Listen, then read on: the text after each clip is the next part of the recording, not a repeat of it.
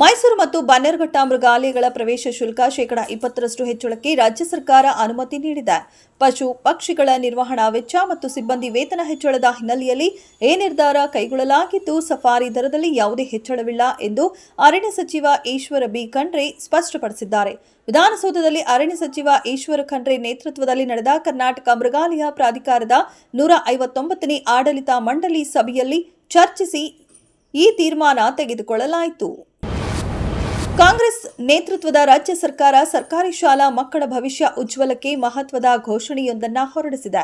ಉಪಮುಖ್ಯಮಂತ್ರಿ ಡಿಕೆ ಶಿವಕುಮಾರ್ ತಮ್ಮ ಎಕ್ಸ್ ಖಾತೆಯಲ್ಲಿ ಪೋಸ್ಟ್ ಹಂಚಿಕೊಂಡಿದ್ದಾರೆ. ರಾಜ್ಯಾದ್ಯಂತ ಕರ್ನಾಟಕ ಪಬ್ಲಿಕ್ ಶಾಲೆಗಳಲ್ಲಿ ಎಲ್ಕೆಜಿಯಿಂದ ಪಿಯುಸಿ ತನಕ ಓದುವ ವಿದ್ಯಾರ್ಥಿಗಳಿಗೆ ಉಚಿತ ಬಸ್ ವ್ಯವಸ್ಥೆ ಆರಂಭಿಸಲು ರಾಜ್ಯ ಸರ್ಕಾರ ತೀರ್ಮಾನಿಸಿದೆ. ಈ ಮೂಲಕ ಸರ್ಕಾರಿ ಶಾಲೆಗಳ ಬಲವರ್ಧನೆಗೆ ಪ್ರಮುಖ ಒತ್ತು ನೀಡಲಾಗುತ್ತಿದೆ ಎಂದು ಬರೆದುಕೊಂಡಿದ್ದಾರೆ.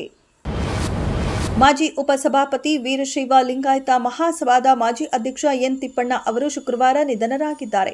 ತಿಪ್ಪಣ್ಣ ಅವರಿಗೆ 97 ವರ್ಷ ವಯಸ್ಸಾಗಿತ್ತು. ವಯೋಸಹಜ ಕಾಯಿಲೆಯಿಂದ ಬಳಲುತ್ತಿದ್ದ ಅವರು ಬಳ್ಳಾರಿ ನಿವಾಸದಲ್ಲಿ ನೆಲೆಸಿದರು.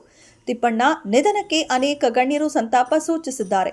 ಇಂದು ಬಳ್ಳಾರಿ ನಿವಾಸದಲ್ಲಿ ಅಂತಿಮ ದರ್ಶನಕ್ಕೆ ಅವಕಾಶ ವ್ಯವಸ್ಥೆ ಮಾಡಲಾಗಿದ್ದು, ಹುಟ್ಟೂರು ಚಿತ್ರದುರ್ಗ ಜಿಲ್ಲೆ ತುರುವನೂರಿನಲ್ಲಿ ನಾಳೆ ಮಧ್ಯಾಹ್ನ 1 ಗಂಟೆಗೆ ಎನ್ ತಿಪ್ಪಣ್ಣ ಅಂತ್ಯಕ್ರಿಯೆ ನಡೆಯಲಿದೆ. ರಾಜ್ಯದಲ್ಲಿ ಕ್ಷೀಣಿಸಿರುವ ಮುಂಗಾರು ಮಳೆ ಜುಲೈ 15ರ ನಂತರ ಚುರುಕಾಗುವ ಸಾಧ್ಯತೆ ಇದೆ ಎಂದು ಹವಾಮಾನ ಇಲಾಖೆ ಮುನ್ಸೂಚನೆ ನೀಡಿದೆ. ಕಳೆದ 2-3 ದಿನಗಳಿಂದ ಮುಂಗಾರು ಮಳೆ ದುರ್ಬಲವಾಗಿದೆ. ಜುಲೈ 15ರ ನಂತರ ಮುಂಗಾರು ಮಳೆ ಚುರುಕಾಗಲಿದೆ. ಜುಲೈ 3ರಿಂದ ಜುಲೈ 9ರ ಅವಧಿಯಲ್ಲಿ ರಾಜ್ಯದಲ್ಲಿ ವಾಡಿಕೆಗಿಂತ ಶೇಕಡಾ 23ರಷ್ಟು ಹೆಚ್ಚಿನ ಮಳೆಯಾಗಿದೆ. ಒಟ್ಟಾರೆ ಮುಂಗಾರು ಅವಧಿಯಲ್ಲಿ ಶೇಕಡಾ 9ರಷ್ಟು ಹೆಚ್ಚಿನ ಮಳೆಯಾಗಿದೆ ಎಂದು ಹವಾಮಾನ ಇಲಾಖೆ ಮಾಹಿತಿ ನೀಡಿದೆ.